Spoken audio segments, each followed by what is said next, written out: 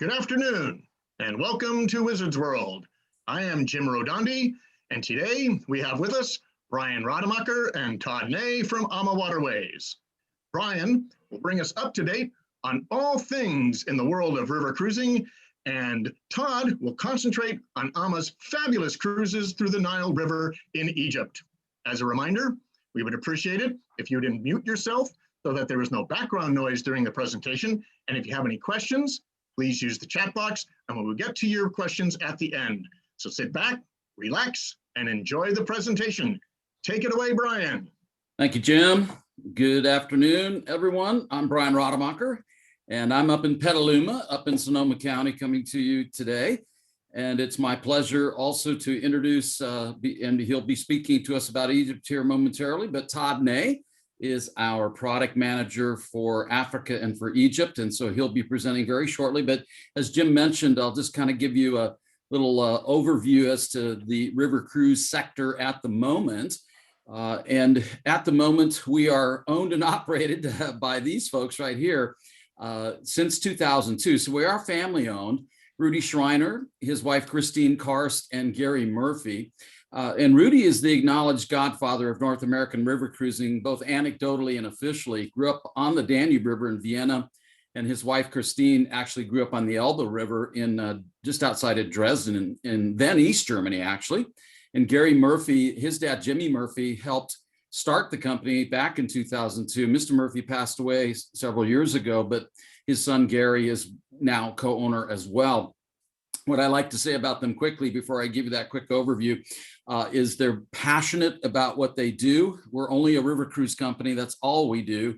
And they're also very prudent, which we'll get into that here momentarily. But right now in the river sector, of course, we didn't cruise last year, other than the fact that I will tell you, this is kind of important to know. We did charter one of our ships, the Amma Christina, that operated actually on the Rhine River from early July through into mid-November, about 4.5 months. So we chartered that ship to a German tour operator, and they cruised with German-speaking guests from Germany, Switzerland, Austria, et cetera. We had some Dutch and Belgians on. And so we were successful in two very important ways. One is we had no cases of COVID on board. Now you might say, oh, gosh, you guys were lucky.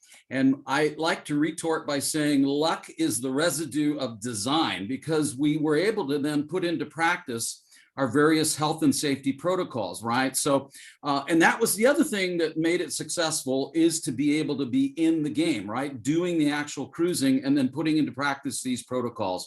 So when we start to cruise again, and we're now suspended officially through the end of April, but our owners, there's differing opinions. Everybody has an opinion, of course, about when we may start up again this year. The conventional wisdom, which is mostly from Rudy, his conventional wisdom is that he's thinking, if he had to name a time, August is the month he kind of thinks we're going to start up operating again, where North Americans can come to Europe and start cruising with us once again. So, but the river sector pre-COVID was one of the hottest things in travel, river cruising, right? Now, the other thing is post-COVID, or in this new world, certainly there are going to be a number of the same reasons pre-COVID that it was popular in the post-COVID or new world that we're living with COVID. And a lot of that has to do with two key things. One is the size of the ships, right? So the average size of our ships is about 150 guests. So that word intimate, when you see intimate ship, that means it's smaller. That's the euphemism that's used these days, is intimate ships. And so with river cruises, you do have smaller ships from that standpoint. Another factor that comes into play is that, as you see pictured here, that's Passau in Germany, right? So on a river, you're always within a given country's boundaries, right? You're not out in international waters subject to whatever may happen out in international waters. You're actually in a given country's boundaries. So we're always a stone's throw away from land. So that's another factor that certainly comes into play as well.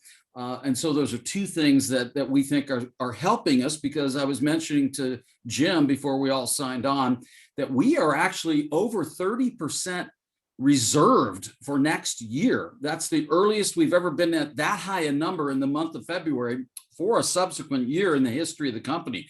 So the good news is that one of the best ways to overcome COVID fatigue, if you will, that we are, I'm certainly suffering from it. I know that. Just the fatigue of having dealt with this now for a year is what? And that is to get something on the calendar that you have to look forward to in terms of travel, to actually make a reservation. The level of good feeling that that's going to bring to you is palpable, as is the COVID fatigue. This is the antidote, or certainly a key antidote.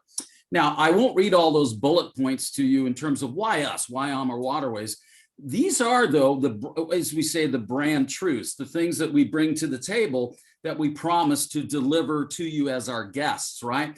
And we do deliver. The other thing is the Berlitz Guide in the upper left there, that little logo. We're proud of the fact that they send out their mystery shoppers because the author, Douglas Ward, he's too famous to go on ships because everybody knows him. So he sends his cadre of mystery shoppers out, and then they rate the vessels, and we've scored the highest. So we're proud of that. But some of the other things that you see there in terms of the crew who are truly exceptional, the cuisine is off the hook. Certainly the financial stability we'll talk about here in a second, very shortly. On board, the enriching entertainment that happens.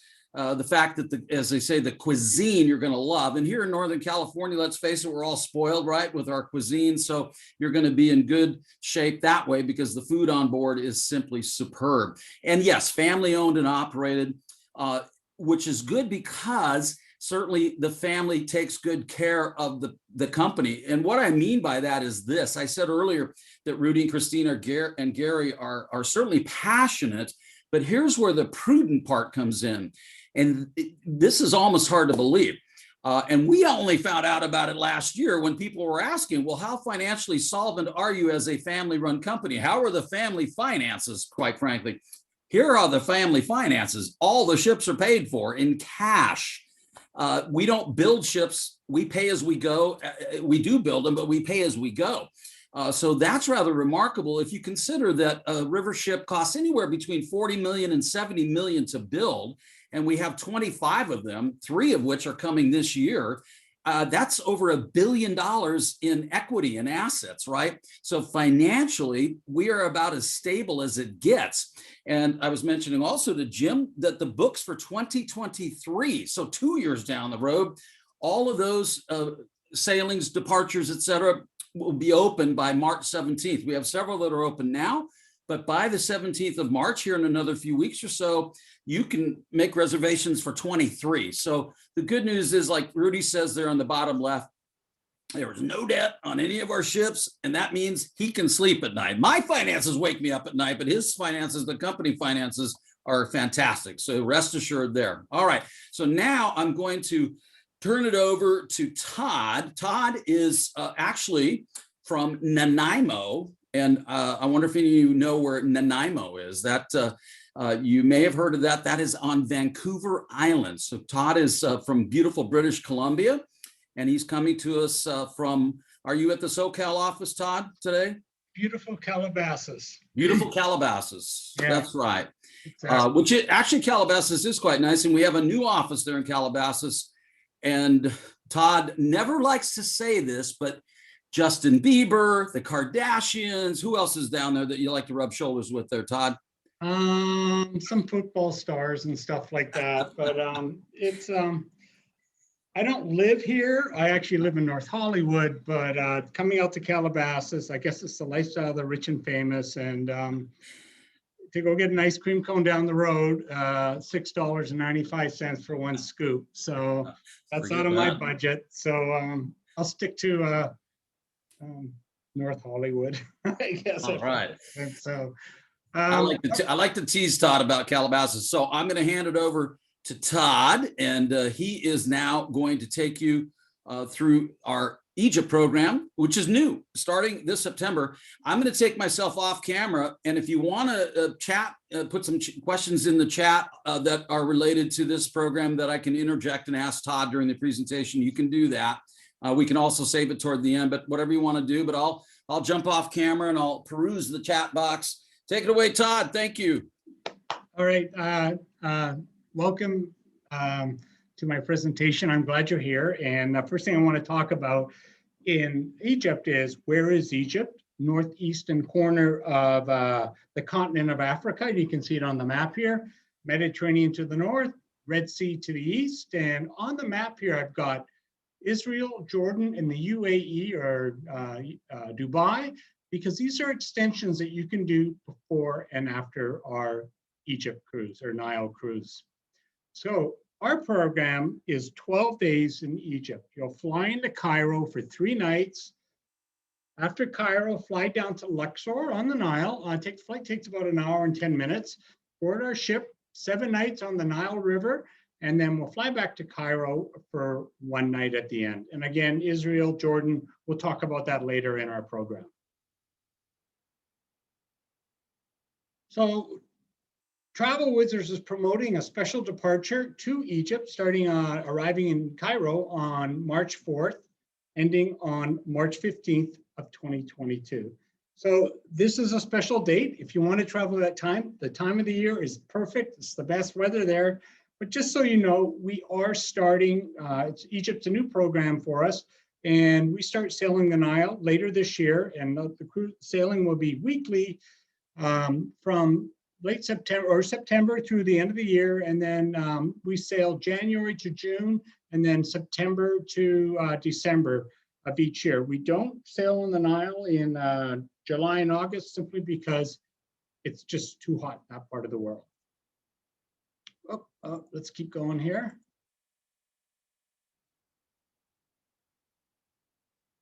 All right, let's first talk about Cairo and the Nile. This is a kind of a great aerial view of the central part of Cairo. Cairo is a massive city, kind of chaotic, 24 million people.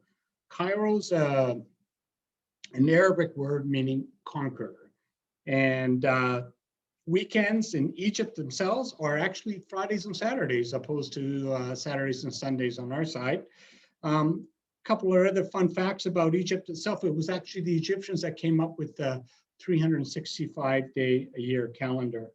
Currency in Egypt is the pound, and as you can see through the central part of Cairo is the Nile River. The Nile River, they say, is the longest river in the world, and but other people say the Amazon is. But in either case, both rivers are around 4,300 miles long. The Nile actually starts with the blue and the white Nile up in Uganda Lake Victoria and Ethiopia. And the blue and the white Nile converge to form one river, the Nile that you see here, and then it empties into the Mediterranean Sea.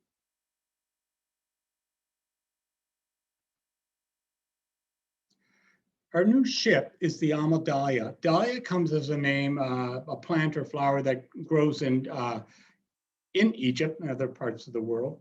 It's a new ship, and I'm going to say new, kind of, sort of. And the reason for that is on the Nile, they only issue a certain amount of licenses to cruise on the Nile. So the only way really for us to get onto the Nile is to purchase a ship. And we did a couple of years ago. We took that ship out of service immediately and we put it into a shipyard in Cairo, and we stripped it down to its hull and we rebuilt it from the hull upwards. So technically it's a brand new ship, and actually was just completed about 2.5 weeks ago. And so it was launched in Cairo. Now we're retrofitting, getting the insides and everything all finalized and stuff for our first cruise later this year in September. The ship itself, 34 cabins, actually 16 are suites, 18 are regular cabins. Actually, let's go to the layout and I'll explain more about what the Dahlia is all about. 34 cabins on 3 decks, and the decks on the Dahlia are named after, again, plants or flowers that grow in Egypt. We have the lowest deck, which is the lead-in cabins. They're still big cabins at 196 square feet, and they come with a large picture window. And I'll show you a few pictures of that as we go through.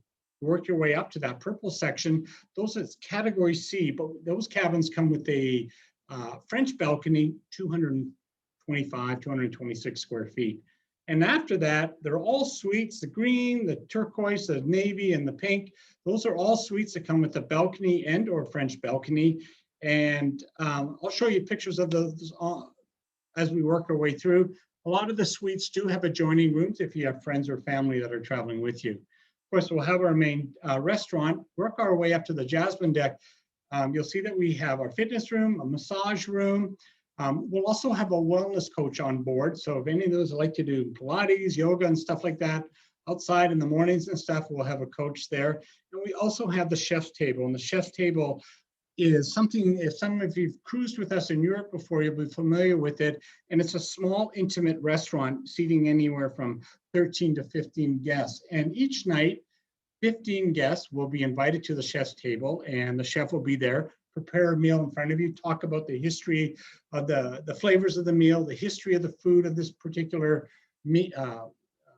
dinner that he's serving, all kinds of different things. So it's a real intimate affair. And then each night, 15 guests will be invited. So everybody at least once will be invited to the chef's table during the journey. Of course, in the top deck, we have a bar and a sun deck. And I should also mention from the Acacia deck right up to the Jasmine deck, there is an elevator.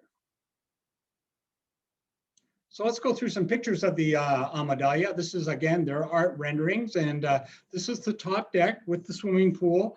And if you take a look around, you'll kind of see there's, umbrellas there to the right. We've got a canopy over there to the left-hand side. And there's a reason for that. The climate in Egypt is sunny and it's dry. And of course, in certain times of the year, it can get very hot when we don't cruise there. But to give you an idea of how dry it is, when I was in Luxor a while back, I was with one of our Egyptologists. Her name is Dina.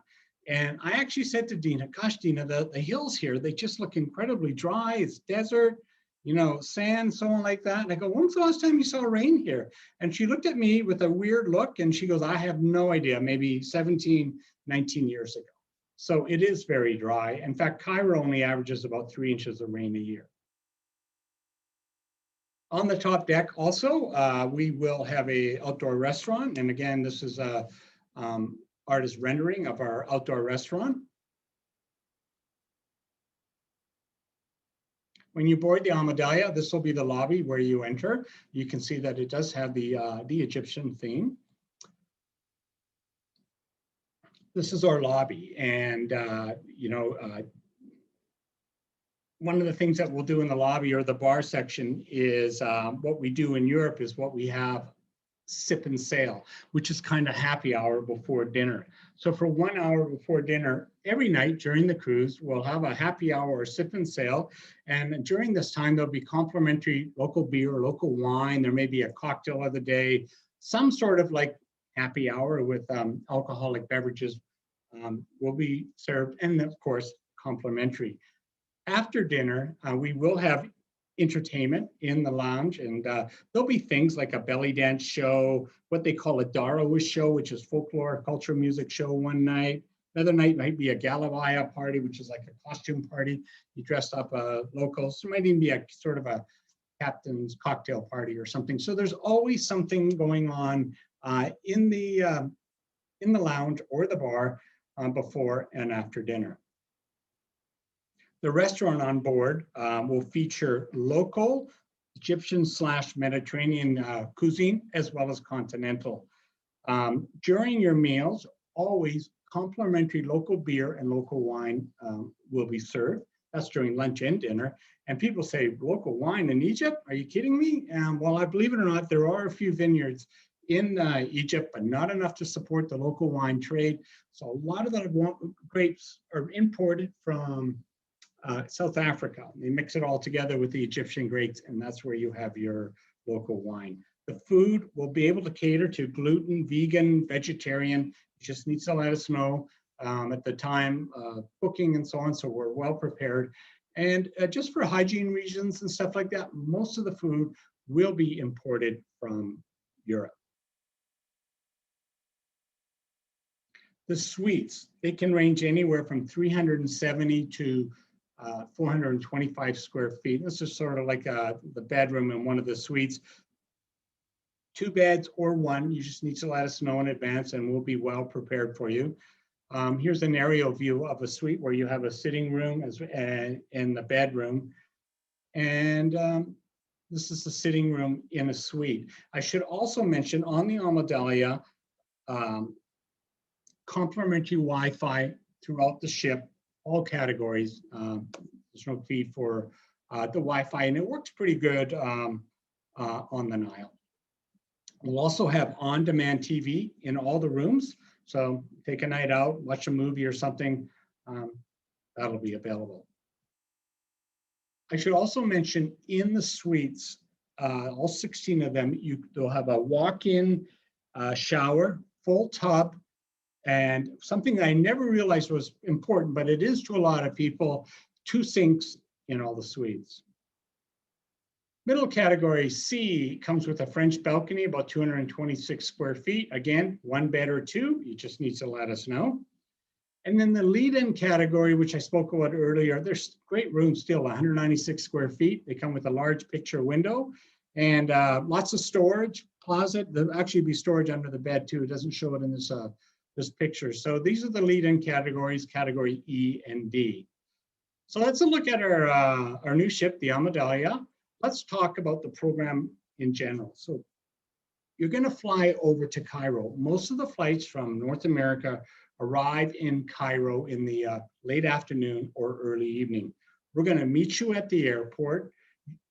You need a visa for Egypt, and you can get that visa before you fly to Egypt. Right now, the cost is $25 US, and I would say go online 3 or 4 days, 3 or 4 weeks before your trip and apply for your visa. Give them your credit card number, they'll send you a confirmation, and you bring that with you to Egypt, and it'll be a breeze getting through immigration. You can't get a visa on arrival, but it will slow you down. So we recommend do it in advance, and we'll meet you at immigration. We'll assist you through immigration, get your bag, and then you'll be immediately transferred to the hotel. Unlike some places in other parts of the world and stuff, your transfer is on arrival. You don't have to sit and wait till 11 o'clock or 2 o'clock or 9 o'clock or whatever. You were transferred on arrival. And you're transferred to this hotel, the Four Seasons Hotel at the first residence. And if you remember that picture I showed you earlier when I said, this is a central picture of Cairo, kind of a chaotic city and stuff. This picture is about a mile south of what you were looking at. And we picked this region, this hotel, for a particular reason. It's because the setting in this hotel is pretty tranquil. It gets away from the chaos of the central part. It's only a mile south of the central part. It's across the street from the botanical gardens. And if you can kind of see the green trees in the area, shows you the botanical gardens. The hotel itself has 200 rooms equipped with a fitness center, a pool. If you go on TripAdvisor and look for best hotels and so on, in Cairo, you'll find this hotel in the first or second rated hotel. 5-star hotel, Four Seasons, does have a great name. The rooms we use at the Four Seasons, they're superior rooms. They're kind of on the upper level, the upper half of the hotel, and all the rooms come with a partial Nile view. And rooms, complimentary Wi-Fi, and if you're familiar with different music systems, each room is equipped with the Bose music system. You remember how I told you about the tranquility and so on? This is kind of what I mean. You're kind of separated from the city. It's got a beautiful pool. Again, like I said, the spa, the gym. There's even a small shopping mall that's connected to the hotel if you want to go out and do some shopping. So remember how I said the first day you'll arrive, probably in late afternoon or evening. We're going to transfer you to the hotel. You're going to have a free evening. You might want to get a bite to eat. And when I say a bite to eat, in Cairo, we always include breakfast. We always include lunch, but we don't include dinner. And the reason for that is, for the most part, in the evenings, you're going to be at the Four Seasons. There are 6 restaurants in this hotel. Each restaurant caters to different cuisines from around the world. So we thought in the evenings, that's your downtime, maybe hang out with some new friends you've met during the day tours and stuff like that. And so free evenings, take your choice of restaurants. Some of you may want to leave the hotel and explore more central Cairo, but for the most part, I think most people will stay here at the hotel. So the first day you arrive, you check in, get to your room, have a good night's sleep after a long flight. And the next day, we're going to head off on our touring of Cairo. Let's see if we can get the next slide to go. First thing we're going to do is visit the Egyptian Museum. And the Egyptian Museum, an old museum, it's been around since the 1920s, and it does house what we all know is the King Tut treasures. And this is the Mask of King Tut. It was found, we found it back in 1925. Who was King Tut?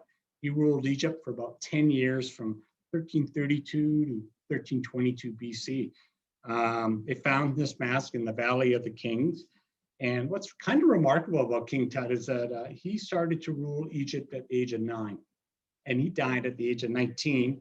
And how did he die? Actually, it's kind of controversial. Nobody really knows the exact cause of death, but for the most part, most common theory I hear is he probably died in a chariot race.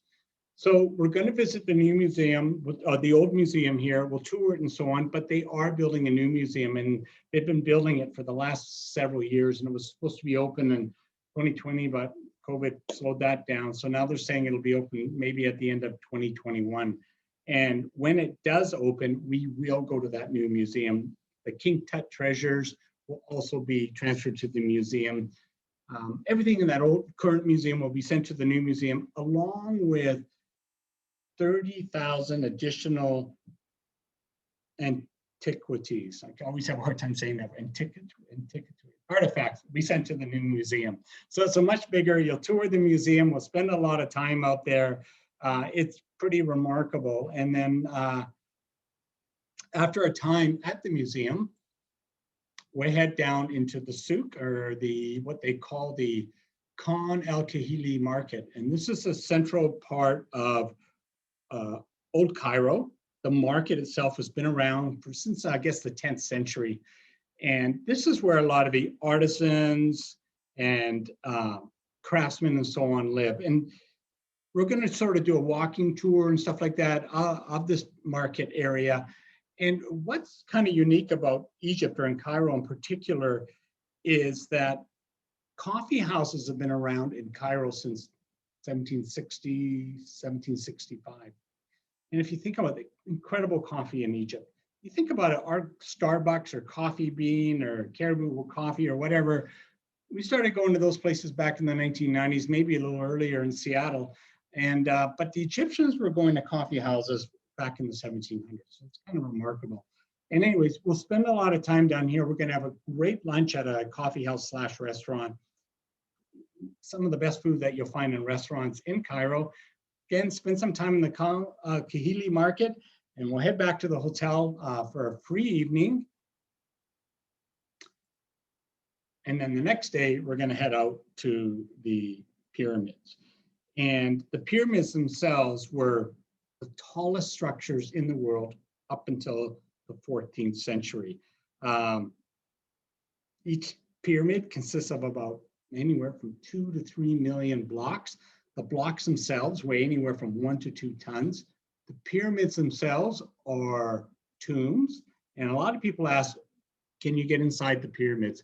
For the most part, no. Sometimes they are open, so you can go into the tomb. I've been fortunate enough to go inside one of these pyramids, and it's difficult to get into the tomb. You've got to kind of crawl on your knees, crouch down, kind of go down sideways and stuff like that. And it does take a while. It's pretty dark in there. On the occasion when it is open on a particular day, there'll be someone outside the pyramids selling an entrance fee into the tomb or the pyramid for about $25. But for the most part, the answer is no, you can't go in the pyramid. But we will visit tombs on the Nile River, so you'll just kind of get a good feel about it. Pyramids themselves built around 2500 BC. And think about it, the pyramids probably built by 20,000 workers. They had a village surrounding the pyramids with the workers. And how long did it take to build the pyramids? Originally they said around 10 to 20 years, but now they're thinking probably up to 30 years to build the pyramids. And you think about the big blocks, it's granite and sandstone. How did they even get them here?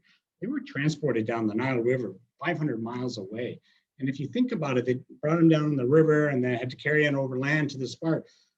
To transport a block, a 1 to 2 million, like a ton, today would be a feat. But they were doing it back then around 2500 BC. The other question I get a lot of, can you do a camel ride in Egypt? And the answer is, yeah, you can.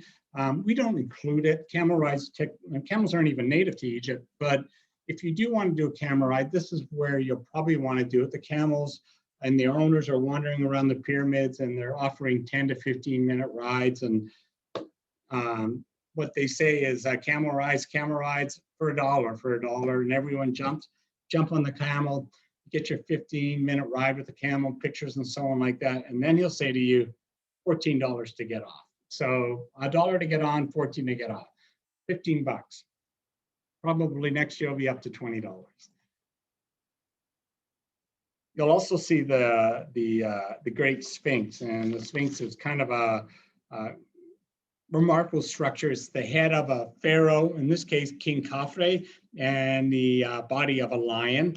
The Sphinx, 2,500 years old, built around the same time as the pyramids. So, sorry, about 4,500 years old, built around the same time as the pyramids.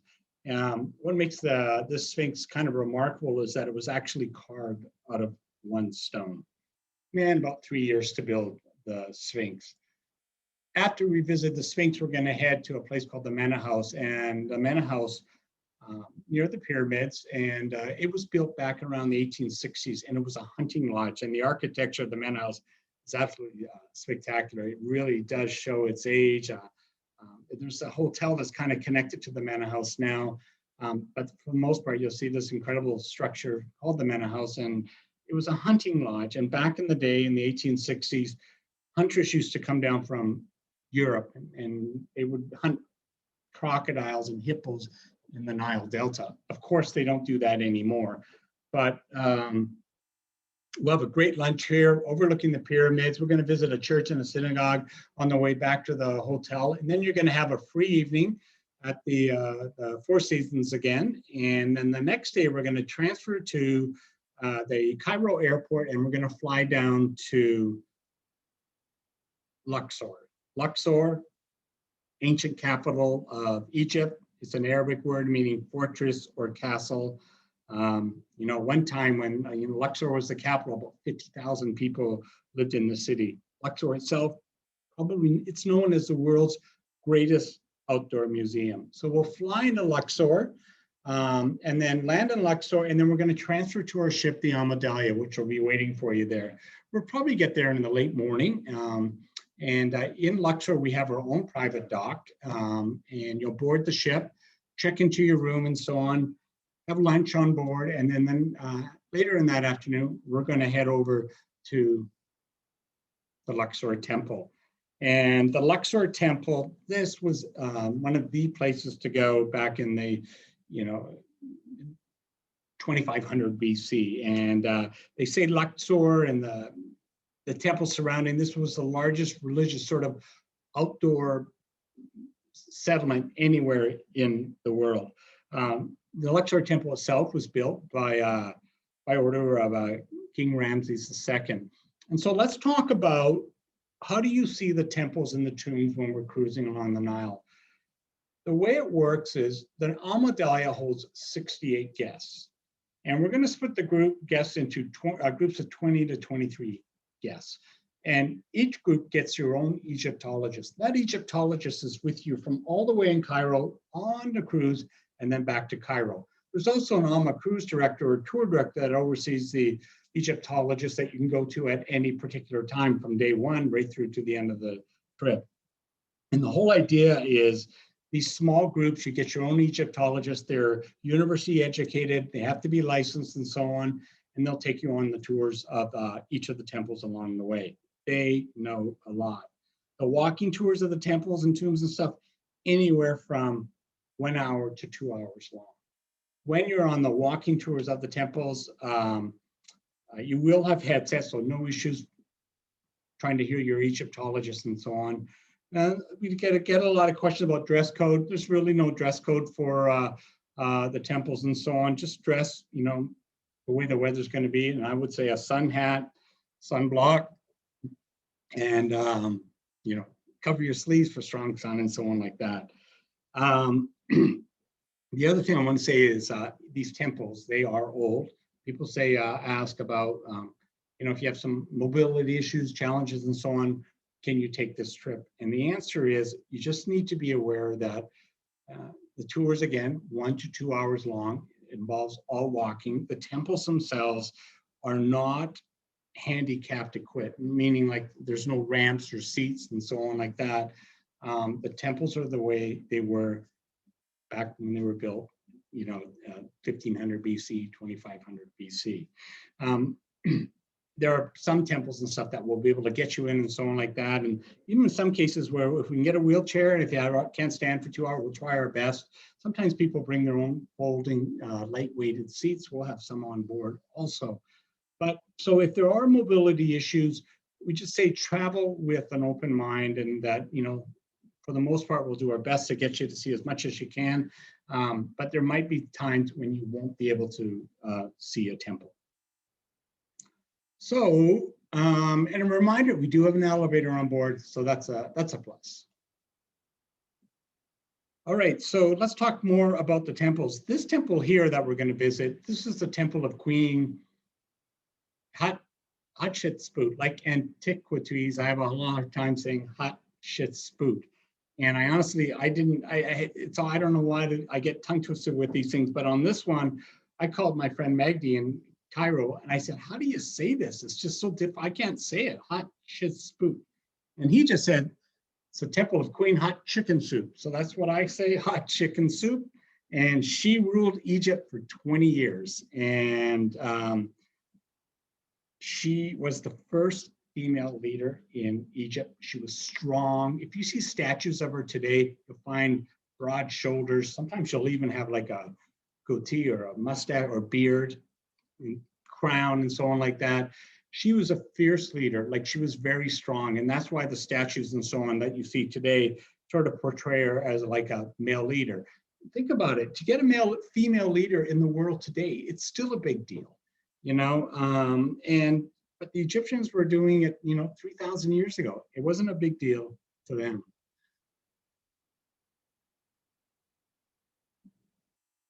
A really great place we're going to visit is the tomb of Queen Nefertari. This is really special, and very, very few people get to go in here.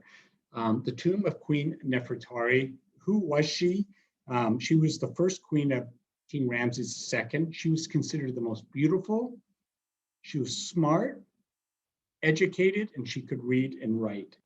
And she probably died around the age of 45, anywhere between the age of 40 and 50. King Ramses himself, you know, depending on what you read, he lived till maybe his mid 60s. Some people say up to his 90s. And you think about living, you know, that long ago, up to 65, 70 years old, that would be like 160 years today. So they were, you know, they lived a good long life for that time period. Anyways, the tomb of Queen Nefertari, it was kind of just there up into the 1980s, and then they started kind of digging in and stuff like that, but it still wasn't really open to the general public. And then a while ago, years just here in the 2000s, they kind of started opening it up slowly but surely for the public, but they made it very exclusive. Look at the colors of the tomb inside. It's pretty spectacular. And very few people get to see this tomb because of the cost. The entrance fee just to go inside this tomb cost us as a company $128 per person. So it's included with on this trip. Other companies won't include it simply because of the cost. So this is something that a few people get to see. The tomb itself is big, 5,500 square feet. And when you're walking through the tomb, you'll find little stories and poems written by King Ramses to Queen Nefertari. It's a very, very special place to visit. So I'm going to point out a couple of other temples and tombs along the way that we do visit. This one is the Temple of Horus, and it was built back around 240 BC. And they consider this one of the best preserved temples along the Nile. And why is that? And it wasn't even discovered until the 1860s when there was a French archaeologist knocking around the area, digging around, and came against something hard, and all of a sudden, kept digging, and he found the Temple of Horus.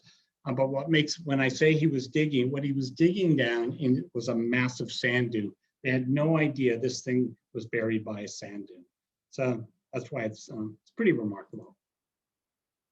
The Nile River itself, here's an interesting fact that I've learned since doing a lot of stuff about Egypt now, is that when the Egyptians didn't say sunrise or sunset, they said the birth of the day and the death of the day. And along the Nile, which is kind of neat, is you'll find that the temples are on the east side of the river and the tombs are on the west side of the river.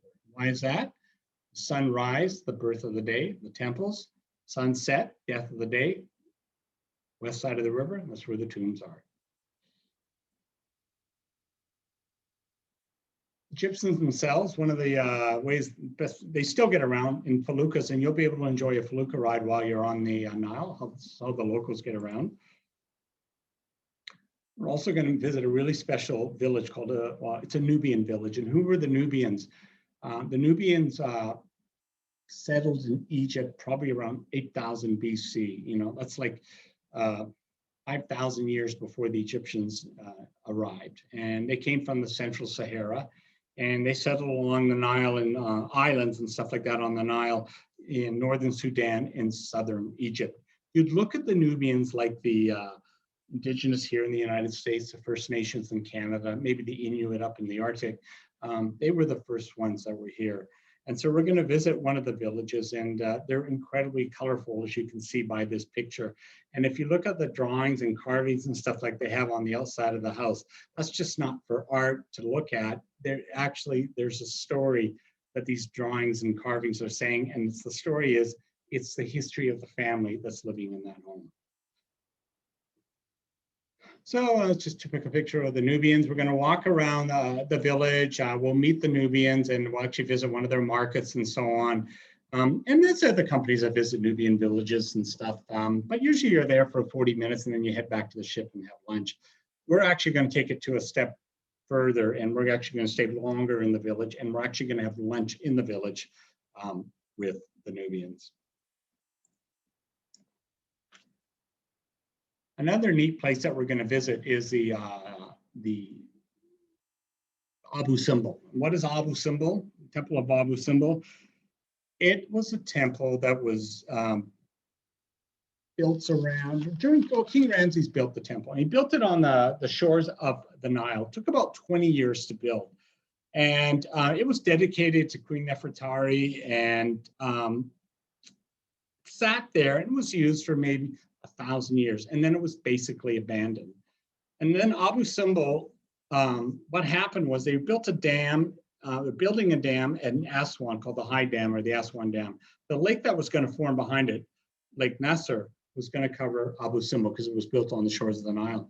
And so back in the early 60s, the government of Egypt took this temple apart, brick by brick by brick, moved it up the hill 900 feet, and rebuilt it again. And remember how I said that King Ramses built this temple, and he built it a specific way.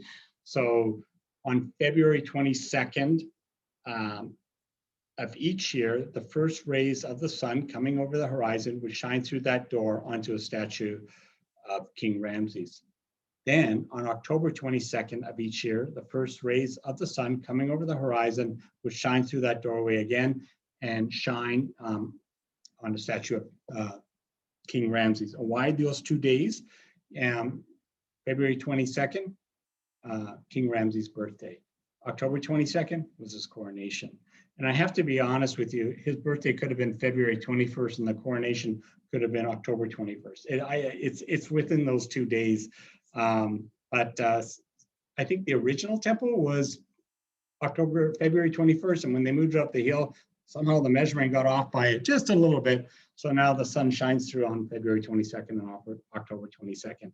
And the thing about this temple is that it is a really unique temple to see. And the first time I ever saw it, I had that feeling I got like, first time you see the pyramids, or the Great Wall of China, even the Grand Canyon, Machu Picchu, those types of things. It's that feeling. You go, holy moly, how's that? You know?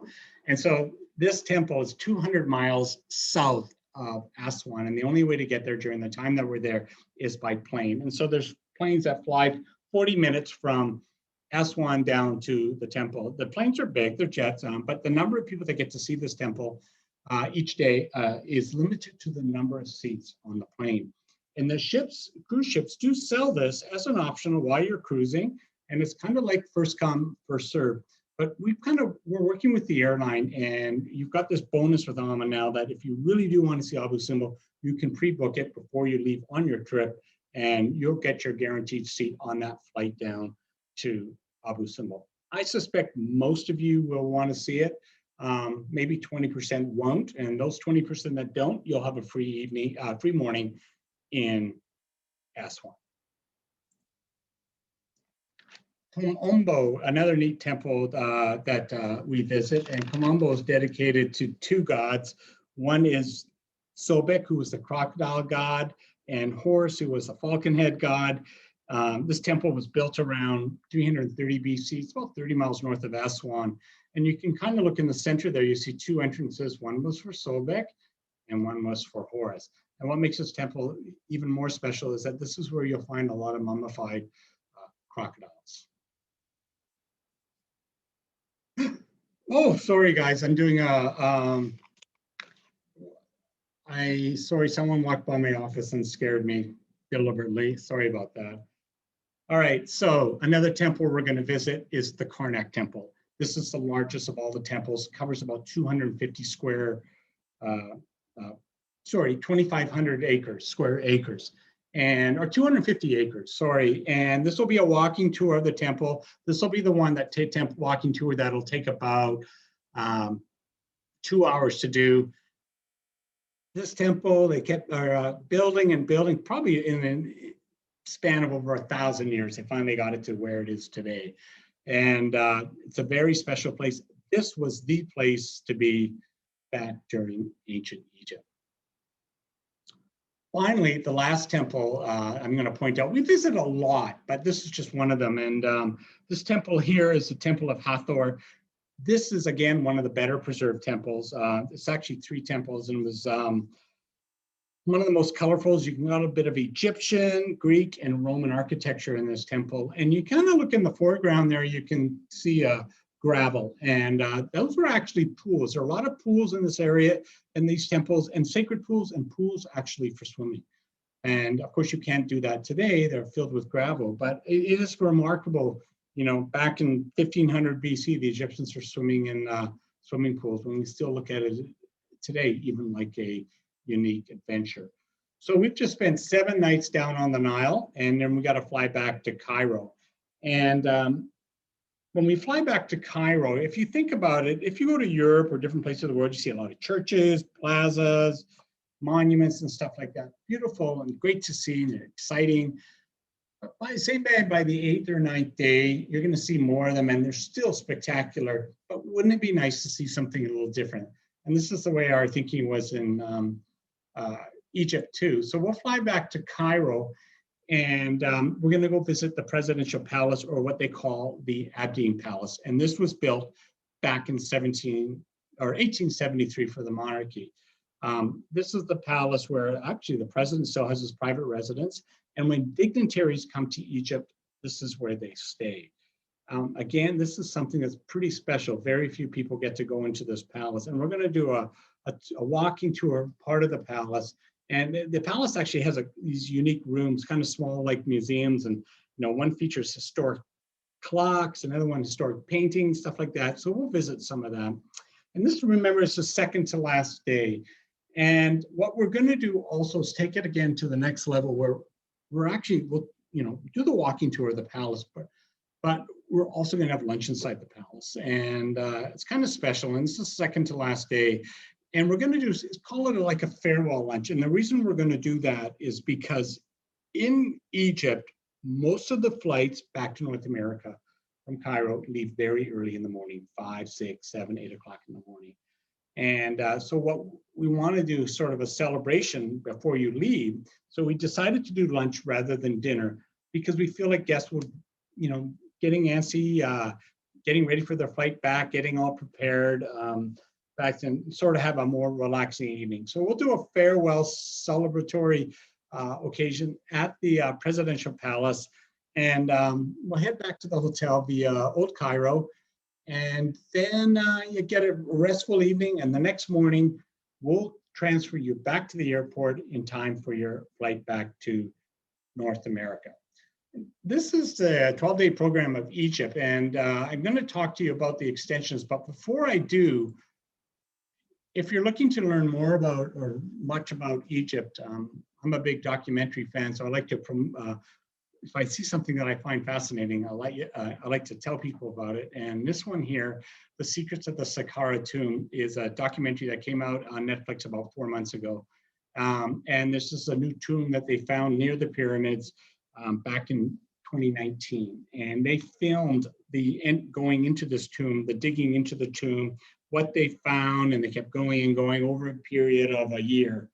The last 10 minutes are pretty remarkable. It's about an hour and a half documentary, maybe 2 hours.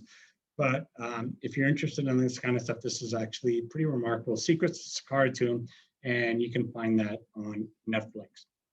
So that's Cairo, that's Egypt and our cruise on the Nile. Before the Egypt, you have the option of visiting Jordan for 4 nights. And in Jordan, you would fly into Amman. We'll meet you at the airport. We actually supply the visa for you to get into Jordan, and we'll transfer you to the St. Regis Hotel. It's a 5-star hotel in central Amman. We're going to spend 2 nights in Amman and 2 nights in Petra. And in Amman, the sightseeing that we'll do is, first we'll tour Amman itself, the historic area. It's one of the oldest cities in the world. Some of the statues that you'll find in Amman date back over 7,000 years. The city itself now, today, is about 4 million people, and it's a cultural, economic hub of Amman. So we'll tour the old part of Amman on day 2, and we'll also head out to the ancient city of Jerash. And Jerash, founded around the 2nd century, surrounded by the Romans and the Greek. You can kind of see the architecture there with the Roman Colosseum. So we'll visit ancient Jerash. We'll also have lunch out here also at a sort of historic castle-like restaurant.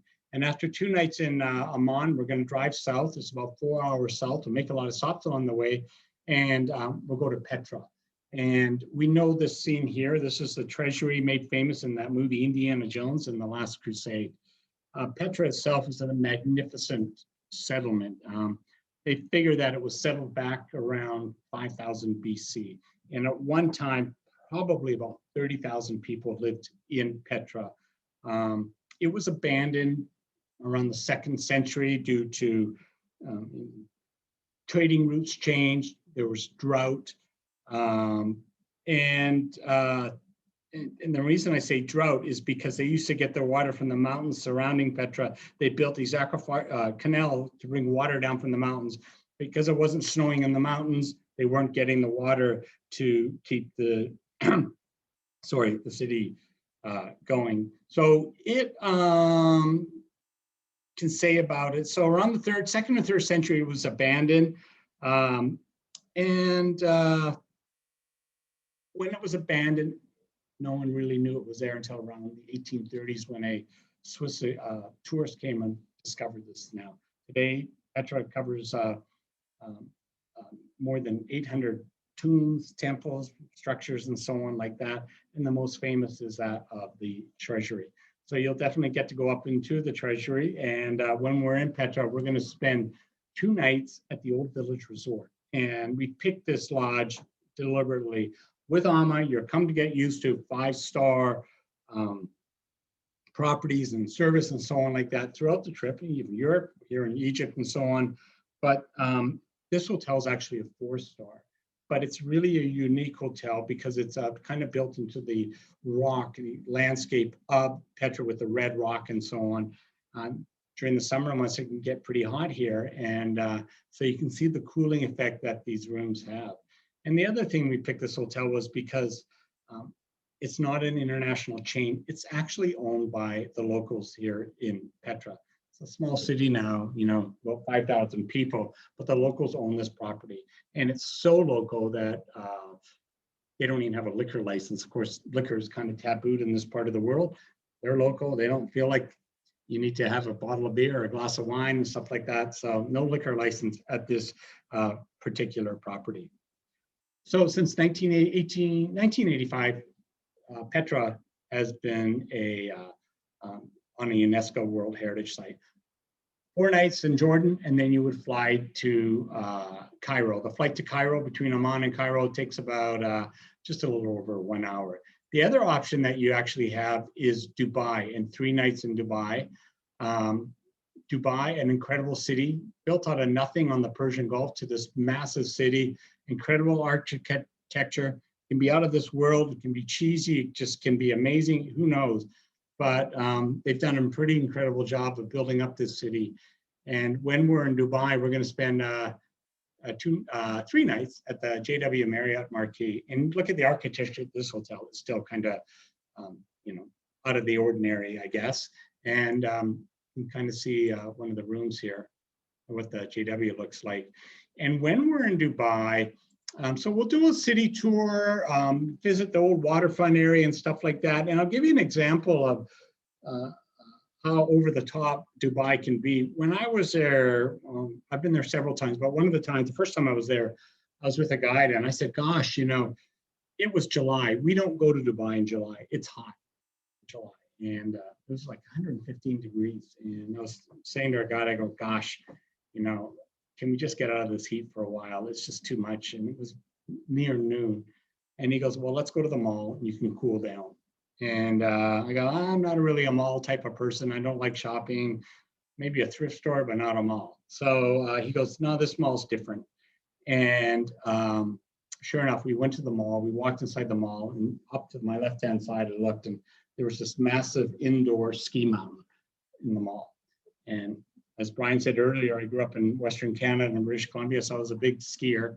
And so I said, we're not going shopping, skip lunch, let's go skiing. And so for the next 3 hours, we skied on this artificial indoor ski slope in a mall when it was 115 degrees outside. So that's kind of like how over the top the place is. And we'll also head out into the desert one night after sightseeing, head out to the desert, do a sand dune tour, and we'll actually have a great dinner out in the desert. We'll also do a day trip down to Abu Dhabi, and we'll visit the Zaid Grand Mosque. A spectacular mosque.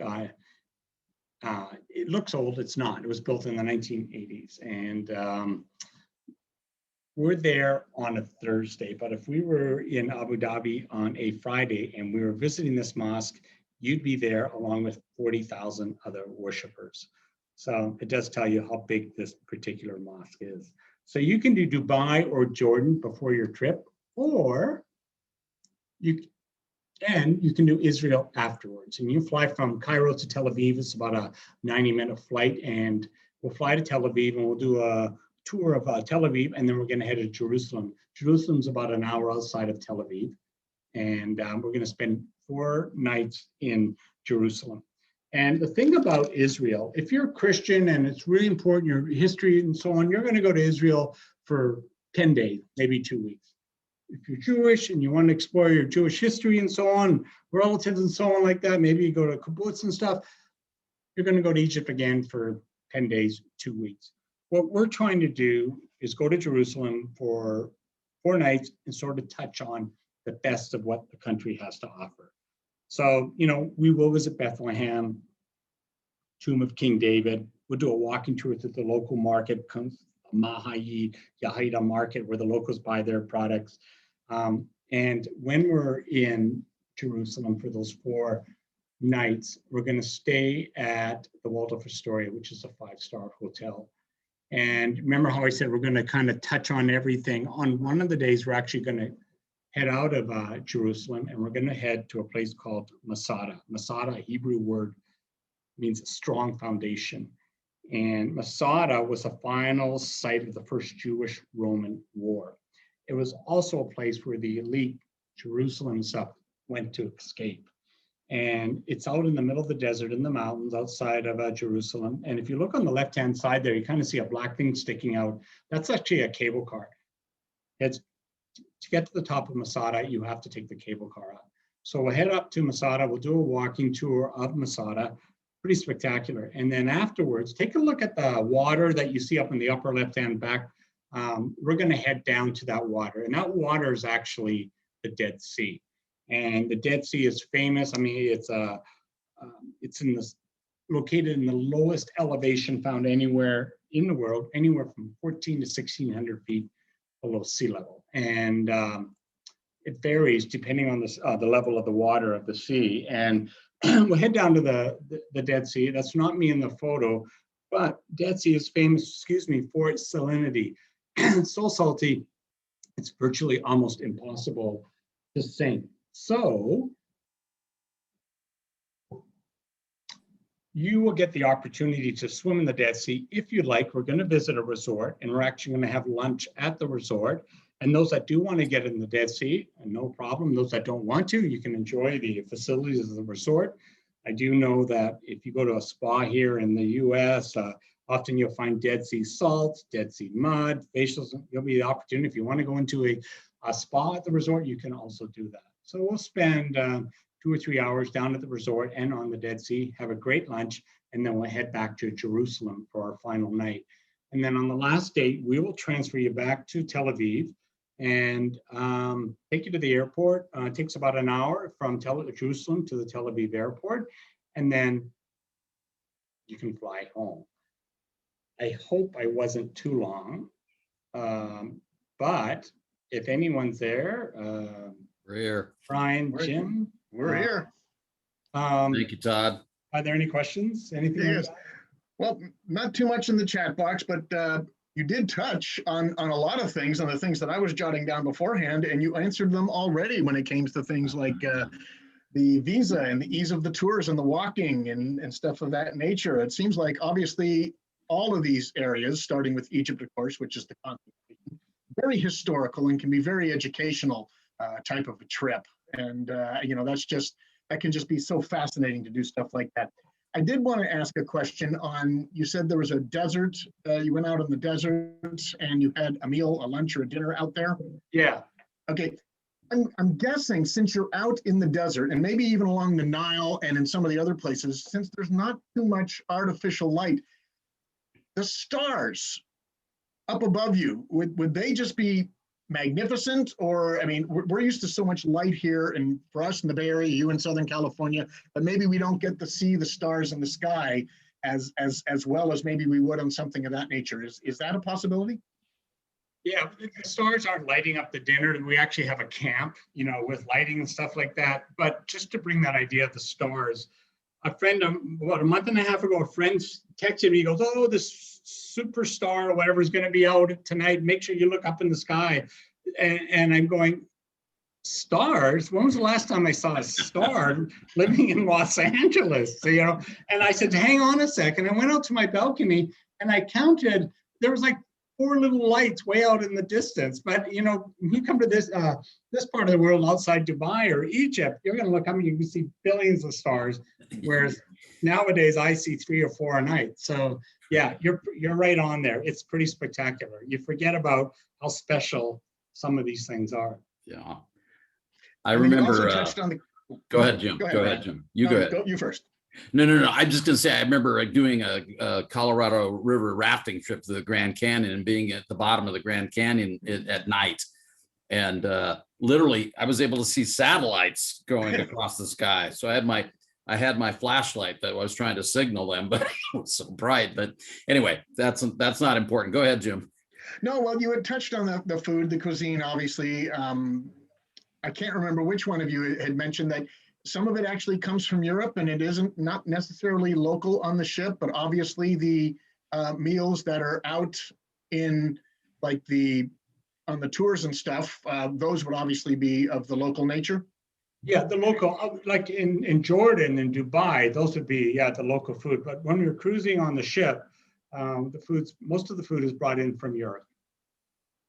Interesting. Okay.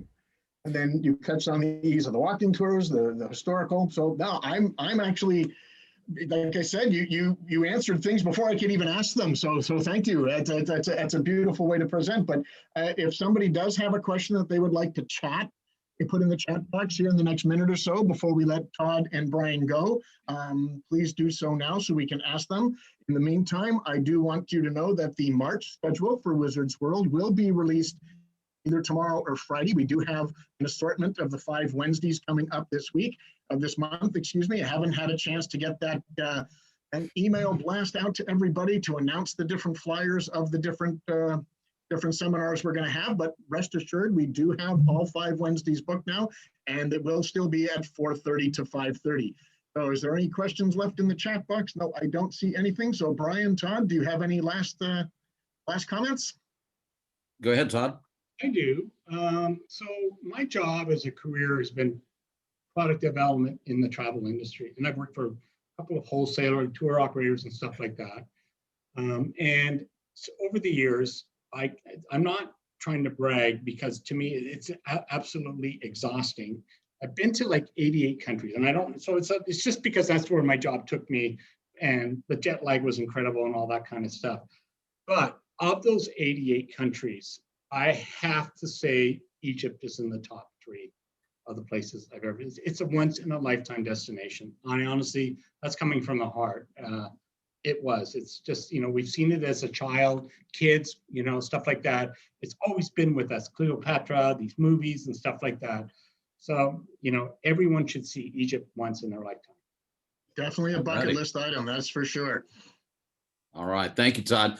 All right. I've not been to Egypt, but I do these webinars with Todd, and it's nice to do it vicariously.